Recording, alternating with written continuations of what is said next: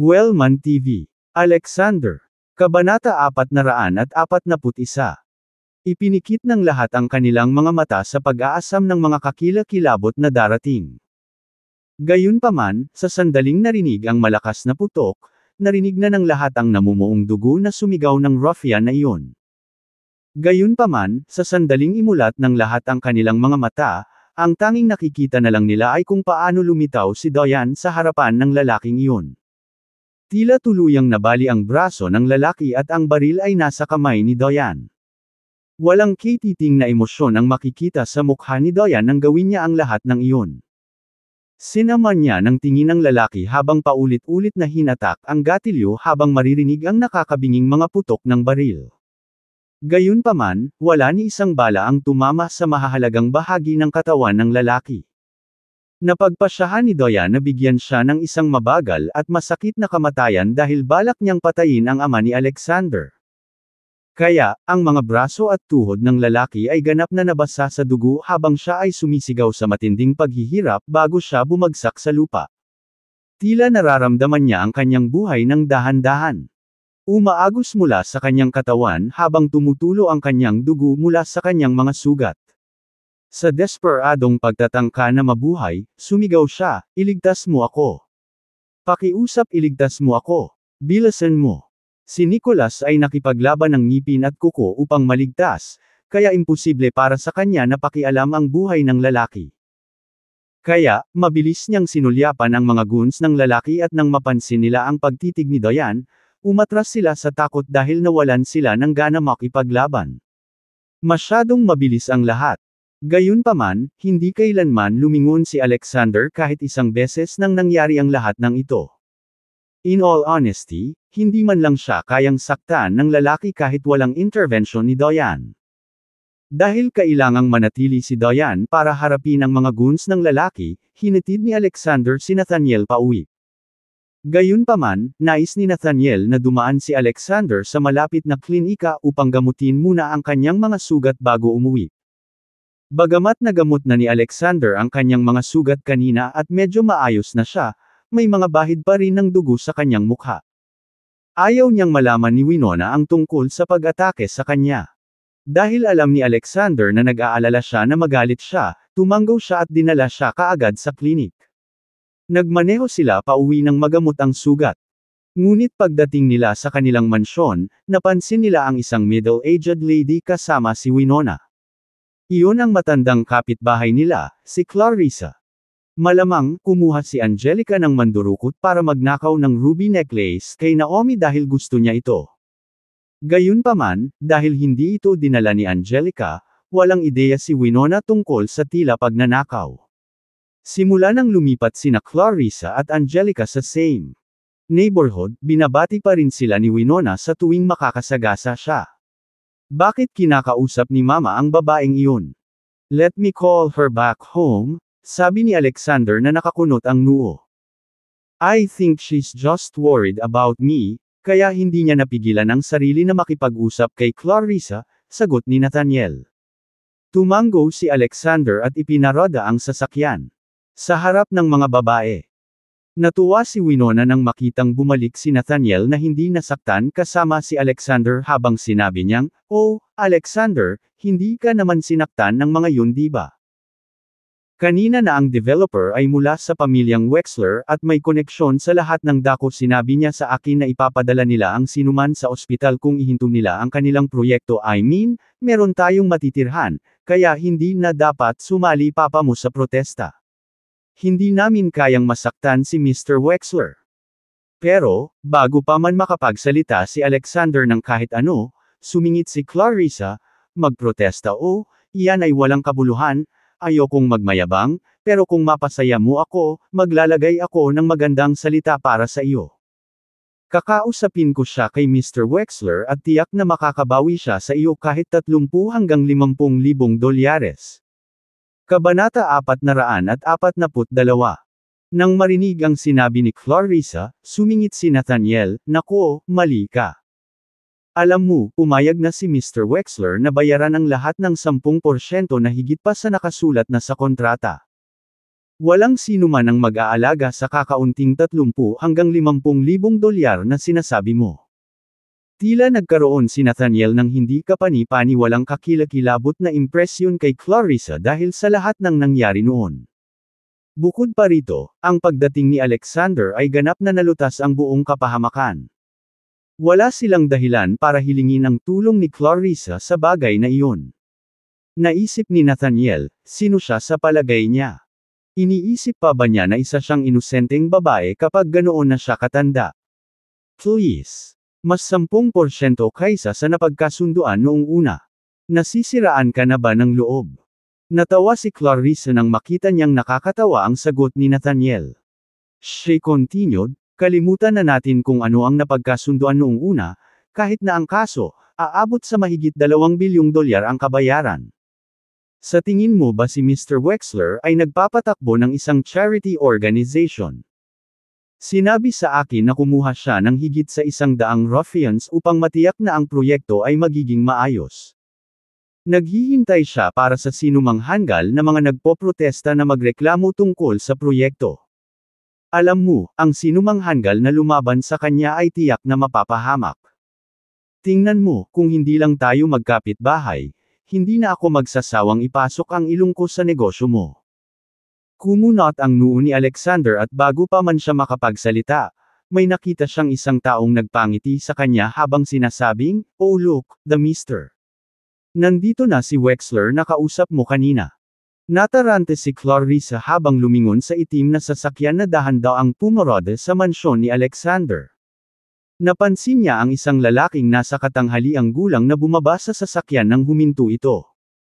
Ang lalaking iyon ay walang iba kundi si Nicholas mismo. Siya na talaga.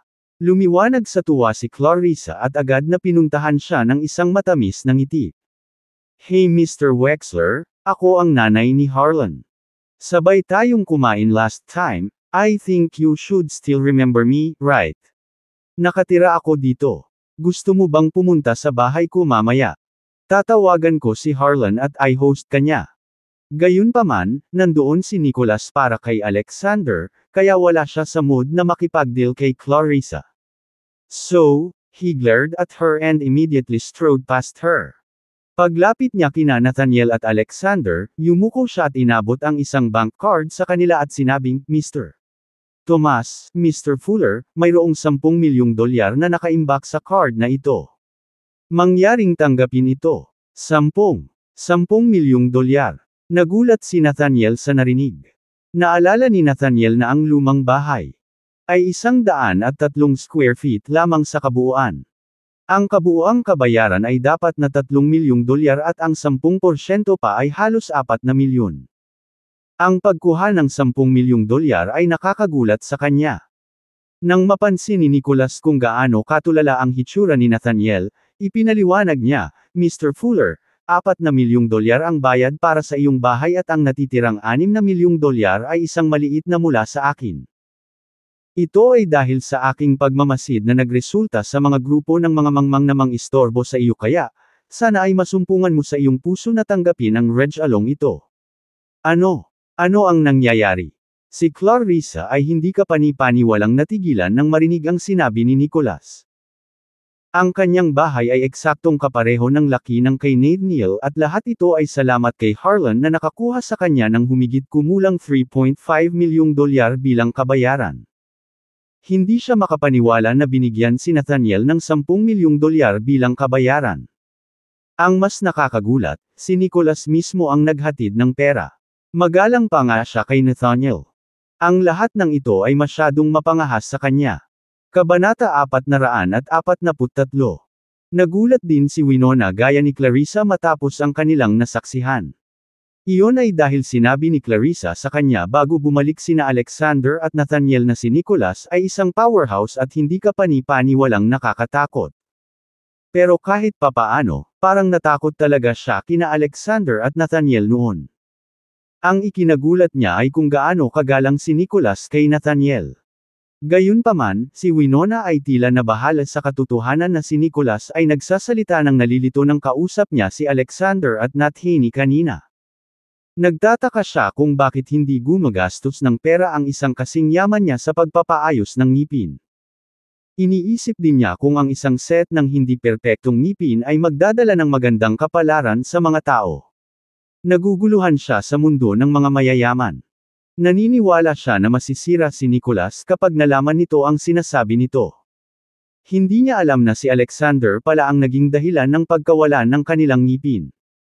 Nagmamadali siyang lumapit sa kanila dahil kailangan niyang pasayahin si Alexander. Imposibleng magkaroon siya ng bakanting oras para ayusin ang kanyang mga ngipin. Tay, dahil pinilit ni Mr. Wexler na tanggapin mo ang regalo, kunin mo na lang, sagot ni Alexander. Dahil ito ay 10 milyong dolyar lamang at mula kay Nicholas. Iginiit sa kanila na itago ang pera, hindi nag-isip si Alexander na tanggapin ito. Pagkatapos pakinggan ang mga dahilan ni Alexander, tinanggap ni Nathaniel ang bank card mula kay Nicholas. Gayunpaman, masama ang pakiramdam ni Winona nang tanggapin ni Nathaniel ang regalo, kaya sinabi niya, "Salamat sa paggawa nito para sa amin, Mr. Wexler. Marami na akong pinamili, bakit hindi ka na mag-dinner sa aming lugar mamaya?" Binuksan ni Winona ang pinto ng jeep para imbitahang pumasok si Nicholas. Gayunpaman, ikinagulat nito si Nicholas habang sinabing, "Naku, hindi na kailangan iyon, kaya hindi ako pwedeng magtagal, Mr. Thomas at Mr. Fuller sa susunod please, huwag mo nang tawagan si Mr. Wexler next time, please feel free to call me by my name." Tila, hindi siya sapat na makasama sa parehong kotse kasama si Alexander. Binigyan niya sila ng isang magalang na yumuko at naghahanda na para umalis. Tumigil si Winona sa pagpipilit na manatili siya matapos makita kung gaano siya hindi komportable sa sandaling ito. Nang malapit nang umalis ang lahat, nagpa siya si Clarissa na hawakan ang braso ni Nicholas at sinabing, "Ano ba talaga ang ginagawa mo, Mr. Ako ng 3.5 milyong dolyar ang bahay ni Nathaniel ay kapareho ng laki ng bahay ko at binigyan mo sila ng 10 milyong dolyar. Sinasabi mo bang kasing ganda nila ang reputasyon ni Harlan?" Galit na galit na galit na galit si Clarissa habang nakatitig kay Alexander at Nathaniel. Nagalit agad si Nicholas nang marinig iyon habang tinutulak niya ang kamay ni Clarissa at sinabing, "Scram! Sino sa mundo sa tingin ni Harlan na ikumpara niya ang kanyang sarili kay Mr. Thomas?" Ang tanging dahilan kung bakit siya naging magalang kay Alexander ay dahil sa takot sa kanya. Gayunpaman, hindi ito napigilan na siya ay isang kumpletong pushover na magpapasakop sa mga kapritsyo ng sinuman. Nasaktan siya sa kapangahasan ni Clarissa na tanungin siya kanina. Wala siyang dahilan para sagutin siya. At saka, kung hindi siya masaya kay Alexander, dapat siya na lang ang humarap sa kanya, dapat niya lang itong iwan sa kanyang gulo. "Ikaw." Natigilan si Clarissa sa reaksyon nito. Hindi niya inaasahan na ganoon na lang ang galit ni Nicholas para mapahiya sa kanya nang walang awa. "Oh nanay, ikaw talaga." Isang boses ang tumawag sa kanya. Agad na napalingon ang lahat sa narinig at sinalubong sila ni Harlan at Angelica na papalapit sa kanila sa sandaling iyon. Kabanata 444. Gayunpaman, nang mapansin ni Harlan si Nicholas, agad siyang humakbang at sinabing, "Oh, ikaw pala ang kausap ng nanay ko, Nicholas." Bago pa makapagsalita si Nicholas, hinawakan ni Clarissa ang braso ni Harlan at sinabing, "Naku, salamat at nakabalik ka na. Or else, mabuli ako ni Mr. Wexler." "Ano ba ang pinagsasabi mo, nanay?" Mukhang natarante si Harlan dahil alam niyang hindi niya ibubuli ni Nicholas ang kanyang ina dahil close pa rin sila. Pinandilata ni Clarissa si Nicholas at nagsumbong kay Harlan. "Naku, tungkol doon sa lumang bahay ko. Napakarami mong ginawa para mapalapit kay Mr. Wexler pero pumayag lang siyang bigyan ako ng 3.5 milyong dolyar. Kung kailangan nating i-factor kung magkano ang ginugol natin noong gabing iyon sa pagkain, halos 3 milyong dolyar lang ang makukuha natin. But the thing is, binigyan ni Mr. Wexler ang pamilya ni Nathaniel ng 10 milyong dolyar sa harap ko kanina. I was just trying to reason with him kanina, pero hindi lang niya ako sinabihang scram, tinanong pa niya kung sino sa tingin mo para ikumpara mo ang sarili mo kay Alexander. I'm pretty sure that Mr. Wexler is a madman dahil tinawag niya si Alexander bilang Mr. Thomas kanina. I mean, si Alexander is nothing more than a *starred child, I don't think he's better than you are, right? Noon lang napansin ni Harlan at Angelica si Alexander at nakaramdam agad sila ng awkward sa buong sitwasyon. Halatang naalala nila kung paano nag-hire si Angelica ng isang taong magnakaw ng ruby at matangkad na naalala kung paano nagkaroon ng eksena si Alexander sa kanilang opisina. Pinahiya sila ng eksenang iyon sa harap ng ibang staff. Kaya, nagngangalit sila sa purong puot at wala ng ibang nais kundi ang paghiwalayin si Alexander noon. Gayunpaman, nakita nilang kakaiba ang sitwasyon pagkatapos nilang pakinggan ang sinabi ni Clarissa sa kanila. Nagtaka sila, Mr. Tomas. Teka, tinawag ni Mr. Wexler si Alexander bilang Mr. Tomas. Gayunpaman, bago pa man makapagsalita si Harlan ng anuman, nanunuya si Nicholas at sinabing, wala akong pakialam kung insultuhan ako ng biyenan mo na iyon, ngunit huwag na huwag mong bastyusan si Mr. Tomas.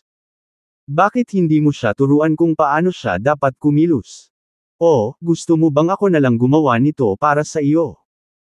Nagulat si Harlan nang marinig ito nang agad niyang sinubukang pawiin ang tensyon sa pagsasabing, Nako, Nicholas, ang biyenan ko ay isang maluwag na kanya na hindi gaanong nakikita. Nang mundo pa. She means well, kaya sana mapatawad mo siya. Tingnan mo, magkaibigan kayo ni Mr. Jamerson at siya ay isang matandang kaklase ko. Anuman, lahat tayo ay isang pamilya, kaya paano natin hahayaan ang isang tagalabas na magmaneho sa pagitan natin, di ba? Biglang pinandilata ni Angelica si Alexander at sinabing, tama. Look, hindi lang outsider, *starred din siya. Aking. Tama si Mama. Si Alexander ay walang iba kundi isang kumpletong *starred. Nainas agad si Nicholas nang marinig ito habang iniisip kung ano ang problema ng pamilyang iyon at kung paano pa niya nakilala ang mga ganoong kalokohang tao. Bugbugin mo sila para sa akin. Pagod na siyang sumagot sa mga ito, kaya't agad niyang inutusan ang 2 bodyguard sa likod niya na bugbugin sila. Pagkautos ay agad na nilapitan ng mga bodyguard sina Clarissa at Angelica bago sila pinagsasampal sa kanilang 2 sa mukha. Dahil ang kanyang mga bodyguard ay sinanay na mga propesyonal. Hindi ka pani-paniwalang mabigat ang mga sampal at sapat na ang impact para matarante silang 2. Mr. Wexler, ikaw, pinunasan ni Clarissa ang dugo sa kanyang bibig at gulat na tinitigan si Nicholas. Hindi niya inaasahan na sasampalin siya ng kanyang mga bodyguard sa harap ni Harlan at ng kanyang anak. Lalagyan ng nobela. Kabanata 445. Ano ang kahulugan nito, Mr. Wexler? Mukhang mapait si Harlan habang tinanong niya si Nicholas tungkol sa pag-atake. Bagamat mas mayaman si Nicholas kaysa sa kanyang pamilya, konektado pa rin sila sa pamamagitan ng magkakaibigan. Anuman, naisip ni Harlan na dapat nilang igalang ang isa't isa. Gayunpaman, hindi siya makapaniwala na ininsulto siya ni Nicholas sa pamamagitan ng pagsasampalin ng kanyang mga bodyguard sa kanyang asawa at biyenan. Napangisi si Nicholas nang tanungin siya ni Harlan habang sinasabi niya, sinisikap kong sasampalin ko ang sinumang bastos sa kanya. Ginoong Tomas. Ito lang ang sasabihin ko sa ngayon. Kung ang iyong asawa at biyenan ay matigas pa rin sa pananakit kay Mr. Tomas, sisiguraduhin kong hindi ka na muling magnenegosyo sa lungsod na ito. Huwag mo nang subukang dalhin ang iyong pamilya sa akin. Walang kwenta ang pamilya mo sa akin. Kung sino man sa inyo ang nakasakit kay Mr. Tomas, mas maraming tao ang sisira sa inyong pamilya tulad ko. Pagkatapos noon, pinandilatan ni Nicholas sina Clarissa at Angelica at sinabing, huwag mong sisihin ang mga bodyguard ko na naging mas marahas pa sila. Ikaw kung hindi ka agad humingi ng tawad kay Mr. Tomas. Ang mga salita ni Nicholas ay parang bomba para kay Harlan at sa iba pa dahil hindi nila inaasahan na ganito siya kagalit para kay Alexander. Kailangan nilang aminin na hindi kayang masaktan ng kanilang pamilya. Nicholas. Noon lang napagtanto ni na Clarissa at Angelica ang bigat ng kanilang mga sitwasyon habang inilipat ang atensyon kay Harlan. Namutla ang ekspresyon ni Harlan habang milyon-milyong iniisip ang pumapasok sa kanyang isipan sa sandaling iyon. Pagkatapos ng ilang maingat na pagsasaalang-alang, huminga siya ng malalim at sinabing, humihingi ka ng tawad kay Alexander ngayon din. Lumingon kay Alexander at sinabing, ikinalulungkot namin ang naunang Alexander. Subalit, nanunuya si Alexander at sinabing, nako, hindi ko na kailangan pang humingi ng tawad dahil hindi ko naman ito tatanggapin. Pagkatapos noon, umuwi siya dala ang kanyang parents. Nicholas glared at Harlan and said, oh, just you wait. Bago pa makapag-react ang iba ay umalis na siya kasama ang kanyang mga bodyguards. Nang makaalis na sila Clarissa at Angelica ay medyo natahimik na si Clarissa habang hinahaplos siya. Namamaga ang pisngi, Mr. Napakayabang ni Wexler *Eschol. Sino siya sa tingin niya? Napakahusay na lalaki ni Harlan sa kanyang edad, kaya hindi siya mas masama kay Mr. Wexler. Hindi ako makapaniwalang sinampal niya kami sa harap niya. Sus, bakit hindi matamaan ng karma ang mga tulad niya? Gaya ng kanyang ina, reklamo ni Angelica. Ginoo. Wexler is a *Eschol alright, but the worst is still Alexander. Nagsorry na kami sa kanya and yet, ang yabang pa niya, di ba? Sino siya sa tingin niya? Ako. Tumangging maniwala na isasakripisyo ni Mr. Wexler ang kanyang negosyo para kay Alexander. Gayunpaman, matapos marinig ang kanilang mga pagbibiro, kahit papaano ay nagkaroon ng masamang pakiramdam si Harlan sa buong sitwasyon. Biglang tumunog ang kanyang telepono at ito pala ay ang kanyang sekretarya. Kabanata 446. Kaya naman, walang pag-aalinlangan na sinagot ni Harlan ang tawag at ang tanging naririnig lang niya ay ang mga gulat na sigaw ng kanyang sekretarya na nagsasabing, Boss, this is bad. Wala akong ideya kung bakit, ngunit ang lahat ng aming mga kasosyo sa negosyo ay tumawag upang kanselahin ang aming mga kontrata sa trabaho. Sinabi sa amin ng mga pumirma ng kontrata sa amin na wala silang pakialam na magbayad para sa paglabag sa kabayaran sa kontrata hanggat maaari silang tumigil sa pagtatrabaho sa amin. Ano? Lahat sila. Mukhang nabigla si Harlan nang marinig iyon. Anong nangyayari, honey? Ano ang ibig niyang sabihin sa pagkansela ng mga kontrata natin? Tanong ni Angelica dahil masama rin ang pakiramdam niya sa sitwasyon. Ayaw maniwala ni Harlan sa alinman sa mga iyon, kaya nagtanong siya muli, ngunit nakatanggap siya ng parehong sagot. Anong nangyayari, honey? May sasabihin ka okay? Galit na tanong ni Angelica. Inilayo ni Harlan ang phone niya at nagpaliwanag sa natatalo na tingin. May isang tao na lumalabas sa kanilang paraan upang i-target kami. Kinansela ng lahat ng aming mga kasosyo sa negosyo ang kanilang mga kontrata sa pagtatrabaho sa amin. Oh gosh, we're doomed. Napakagulo namin. This happened too suddenly happened now, right? Nagpanik si Angelica at hindi makapaniwala sa nangyari. Gayunpaman, nang maalala niya ang sinabi ni Nicholas sa kanila bago siya umalis at sinabing, hindi ito magiging kagagawa ni Mr. Wexler, tama ba? Pero, ilang minuto na lang ang nakakalipas, di ba? Ito ay imposible, tama ba? Ibig kong sabihin, isa lang siyang tao at imposibleng makumbinsi niya ang napakaraming tao na kumampi sa kanya sa ganoong kaikling panahon, di ba? Bagamat higit pa sa kakayahan ni Nicholas na sirain ang kumpanya ni Harlan, kailangan niyang kunin ang napakaraming tao na kumampi sa kanya. Malaki ang gastos sa kanya. Bukod dito, kakailanganin niya ng 2 hanggang 3 buwan para maalis ang lahat. Ang lahat ng ito ay masyadong mapangahas sa kanila. Huwag kang magpanik, Harlan. Bilasan mo at tawagan mo ang lolo mo para matulungan kanya, sabi ni Clarissa, tama na honey. Maraming alam si lolo at dapat alam na niya ang gagawin ngayon. Dagdag pa ni Angelica. Napasigaw na lamang si Harlan sa kanyang gulat nang sabihin nila iyon. Kaya, huminga siya ng malalim para pakalmayan ang sarili at sinabing, sige, tatawagan ko siya ngayon din.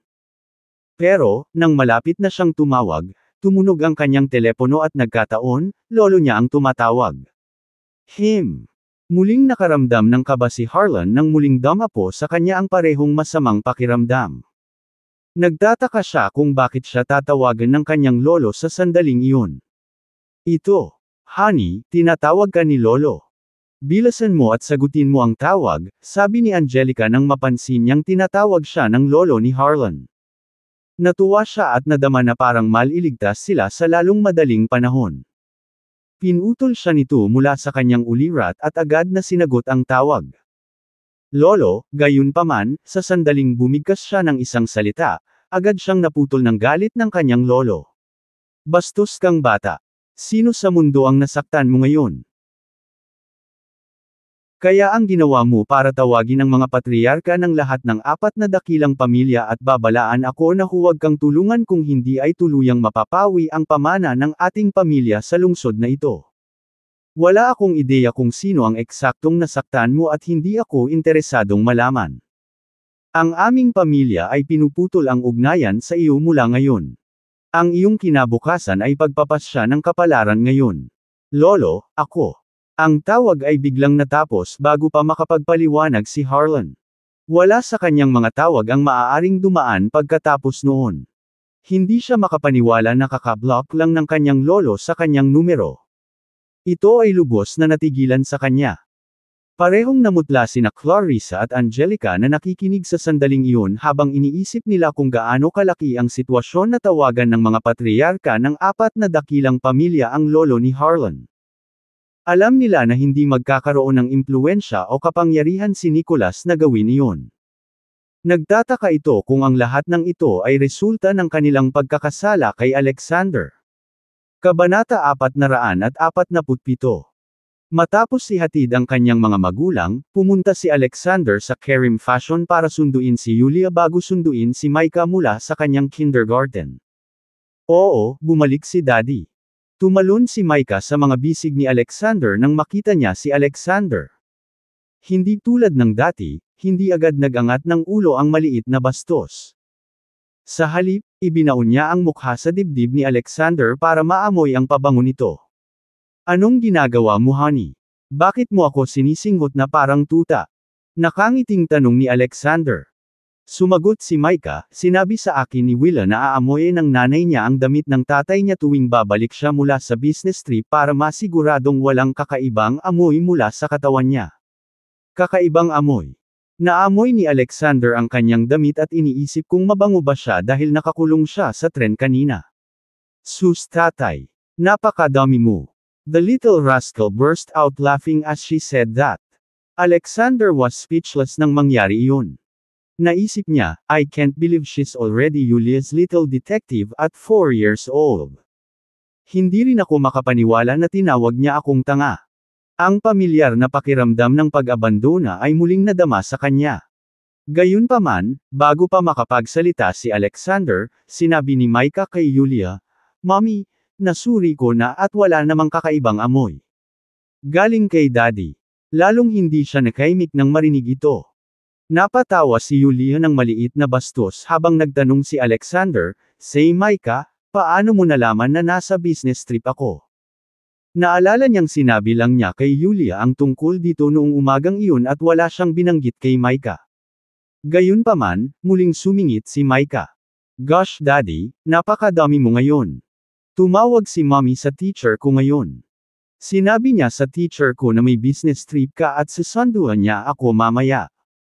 Oh, natahimik si Alexander sa sagot niya. Humagalpak ng tawa si Yulia nang sabihin iyon ni Micah. Natuwa na siya sa wakas ay pumanig na sa kanya ang kanyang anak. Reklamo ni Alexander.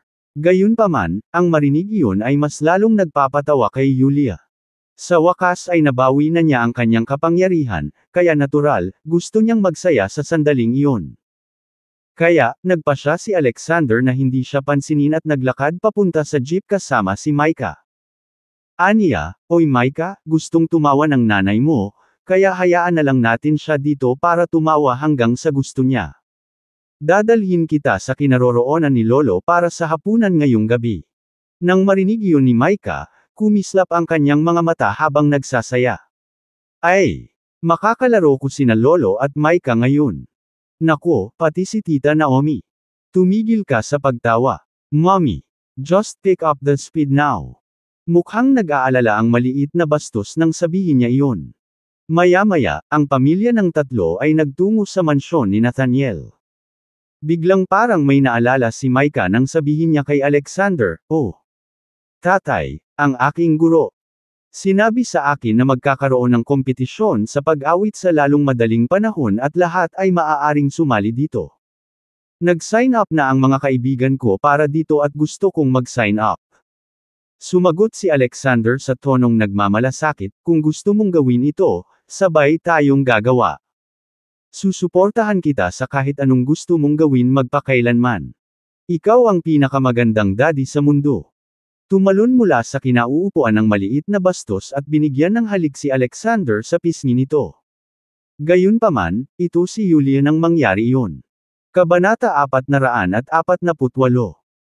Tila ilang sandali lang ang nakalipas, tinawag ng maliit na bastos si Alexander na isang dummy, ngunit sa susunod na sandali, sinabi niya kay Alexander ang tungkol sa kanyang mga plano sa paaralan. Pakiramdam ni Yulia ay inabandona siya bilang kanyang biolohikal na ina. Parang si Alexander ang biological father niya at stepmother niya.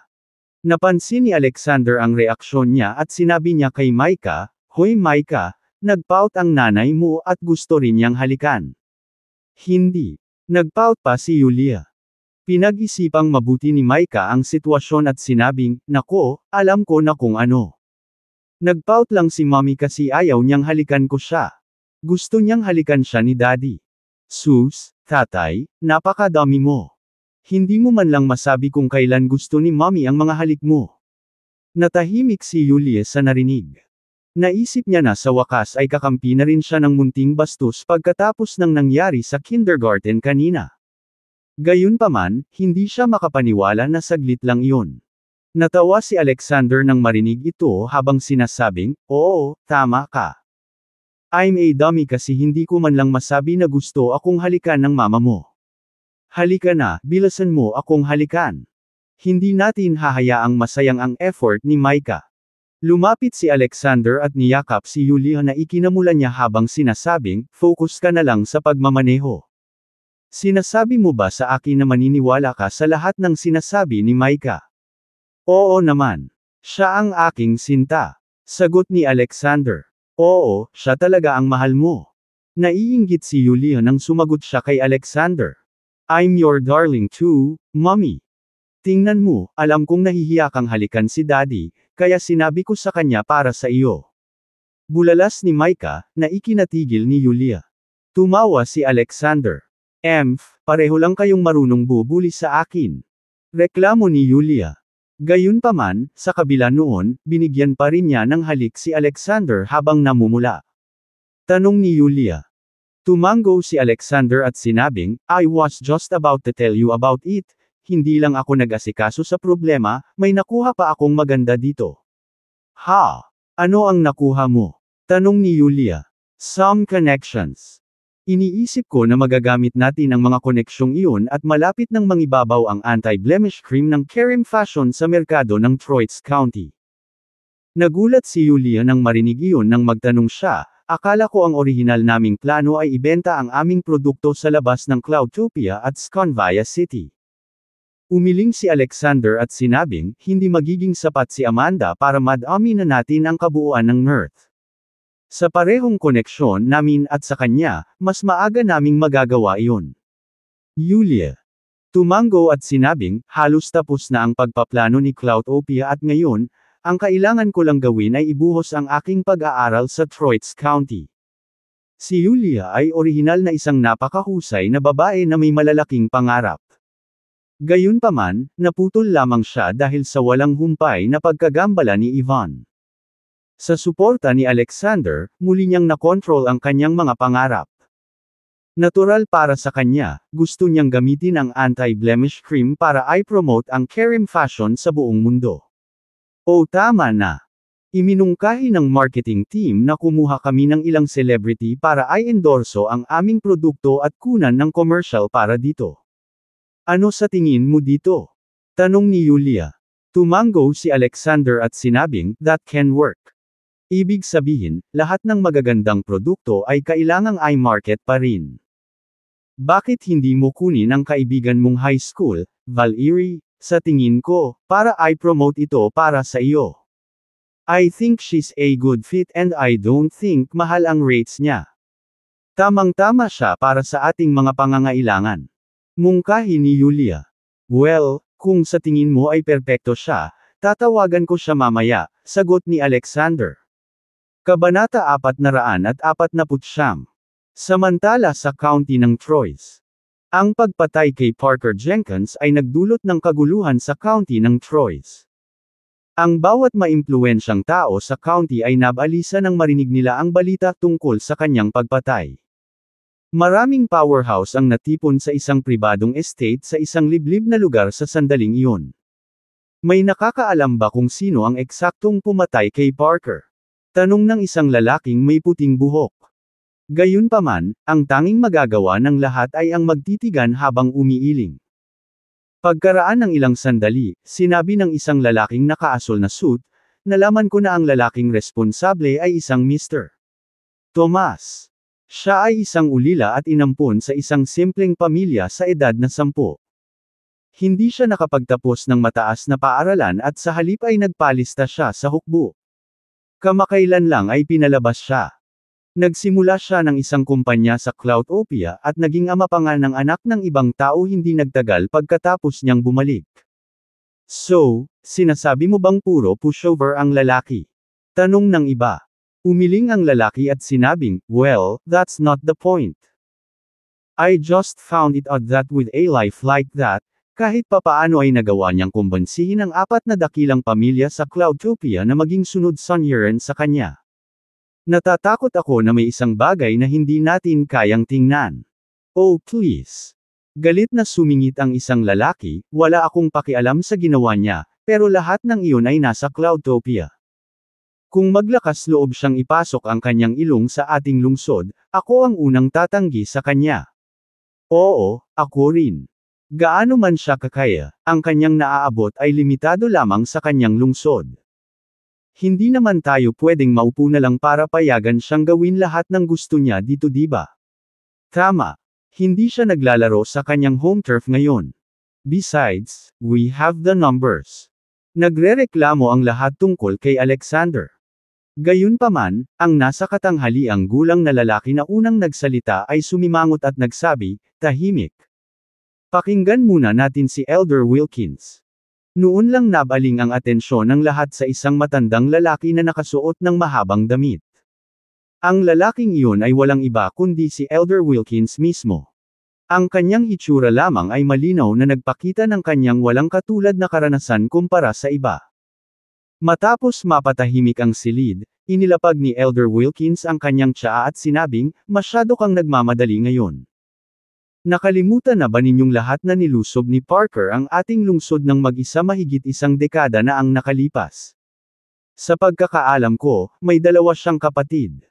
Ang panganay ang pumalit sa negosyo ng kanyang ama. Habang ang gitnang bata ay nagsimula ng kanyang sariling gang sa ibang lugar. Mas marami siyang lalaki kaysa sa amin. Sa tingin mo kaya niyang tanggapin ang katotohanang pinatay si Parker? Kahit na wala siyang ginagawa, ang kanyang buong pamilya ay hindi uupo para hayaan itong hindi maparusahan. Kaya sabihin mo sa akin, Novelbean. Ano ang pagmamadali kapag mas maraming tao dyan na maghahatid pa rin ng paghuhusga, tama ba? Natuwa ang lahat na marinig iyon. Humigop ulit ng tsaa si Elder Wilkins at nagpatuloy, kaya, bago maging malinaw sa atin ang buong sitwasyon, dapat nating umupo ka lang at tamasahin ang palabas. Kung mananalo ang pamilya Parker, mahusay.